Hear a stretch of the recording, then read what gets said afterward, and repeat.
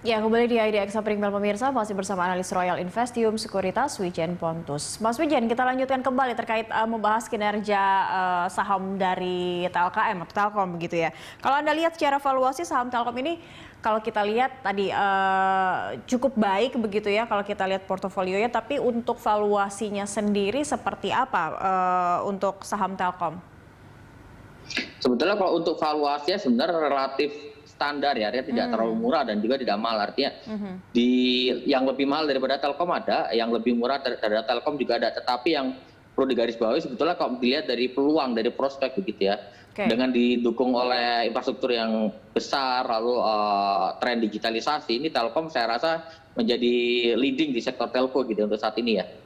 Dengan harga 3.390 ya kalau di-update sekarang ini nampaknya cukup standar untuk bisa ditarget oleh para pelaku pasar begitu ya. Kalau untuk dengan melihat harga saham yang di 3.390 dan ada rencana untuk IPO dari salah satu anak usahanya Mitratel, kira-kira peluangnya seperti apa untuk saham Telkom sendiri? Untuk Telkom sebenarnya memang kalau kita melihat secara peluang begitu tahun ini harusnya harga Telkom idealnya masih bisa ke sekitar level 3.800 sampai 4.000. Artinya upside itu masih cukup jauh, dan kita perhatikan ya bahwa Telkom dan XL ya, kalau kita bicara telekomunikasi comparingnya peer to peer biasa dengan XL begitu. Ini dua emiten telco yang saya rasa relatif lagging ya dibandingkan Indosat, komuter yang lain. Indosat sudah naik cukup signifikan, sementara dua emiten ini Telkom dan XL itu cenderung masih relatif lagging, artinya belum naik terlalu banyak, dan otomatis ini harusnya akan membawa peluang dua emiten ini terutama Telkom begitu ya untuk bisa naik lebih kencang di 2021 ini. Oke, cenderung apalagi dia gitu. Anak usaha mau IPO ya. Ada satu anak usaha dia mau IPO ya. Iya, dengan Mitratel yang akan IPO. Cenderung lagging begitu ya Anda katakan. Tapi kalau melihat saham Telkom yang juga kecenderungannya juga naik turun begitu, tidak terlalu signifikan juga antara naik dan turunnya, ini seperti apa Anda melihat, dan mungkin rekomendasi untuk kepada para pelaku pasar jika mereka ingin menarget saham Telkom sendiri akan seperti apa?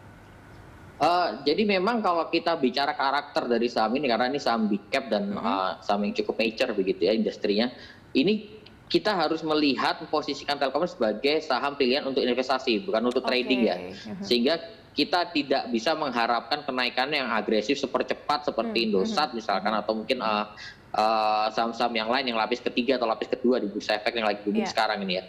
Oleh karena itu ini saham investasi yang memang di hold untuk jangka menengah, jangka panjang, tetapi growth-nya cukup relatif stabil. Rata-rata harusnya per tahun bisa beat index begitu ya.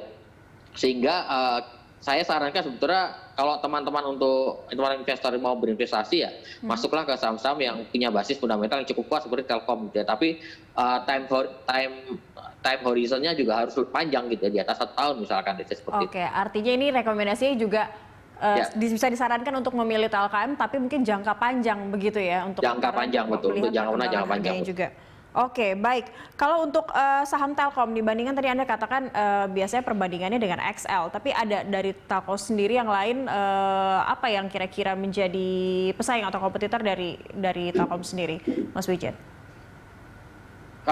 Sebetulnya kalau yang paling mendekati untuk jadi kompetitor adalah dengan XL ya, karena saat ini XL punya benefit yang cukup bagus di 5G ya, terutama di induk usahanya yaitu di Axiata gitu, Axiata Group di Malaysia sana memang sudah menjadi leader untuk 5G. Sementara 5G di Indonesia sendiri kan rencananya baru sejak tahun lalu mulai mau diterapkan, tapi sampai sekarang kan implementasinya belum, dan bahkan kan baru lelang frekuensinya kan baru mulai dilaksanakan lagi setelah kemarin dibatalkan lelangnya, lalu per akhir minggu ini baru mulai dibuka lagi. Nah, saya rasa kalau kita berbicara teknologi 5G begitu ya, untuk teknologi 5G ini XL akan menjadi kompetitor yang cukup berat terhadap Telkom gitu ya, karena mereka punya pengalaman di Malaysia yang sudah cukup lama dan mereka leading di sana begitu ya.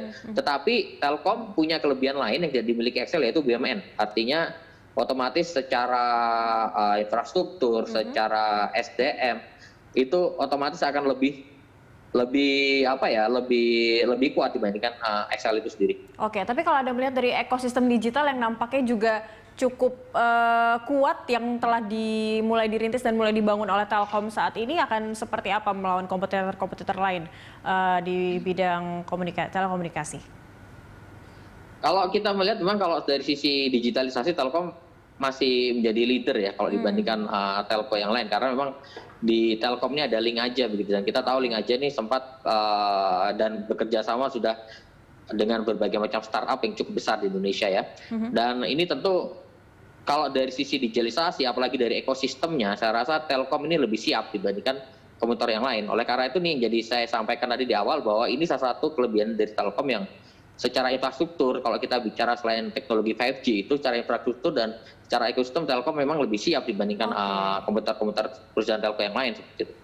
Baik, secara ekosistem digital jauh lebih matang dan lebih siap ya. Mas Wijen, mungkin ini pertanyaan terakhir, kalau untuk kisaran harga saham dari TLKM sendiri, kalau sekarang sudah di 3.390, tadi Anda sempat menyebut mungkin bisa menyentuh 3.800. Seperti apa ini? Ada tidak rentang harga yang lain begitu untuk saham TLKM sendiri?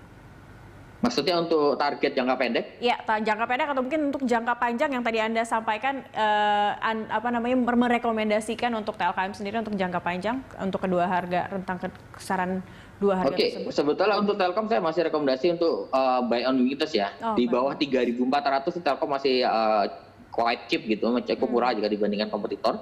Targetnya memang untuk jangka pendek, jangka menengah ada 38, yang kedua di level 4.000 begitu untuk Telkom ya.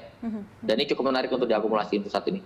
Oke, baik, bisa menembus di angka 4.000 untuk jangka panjang. Baik, terima kasih banyak Mas Wijen Pontus setelah bergabung bersama kami di IDX Opening Bell pagi ini.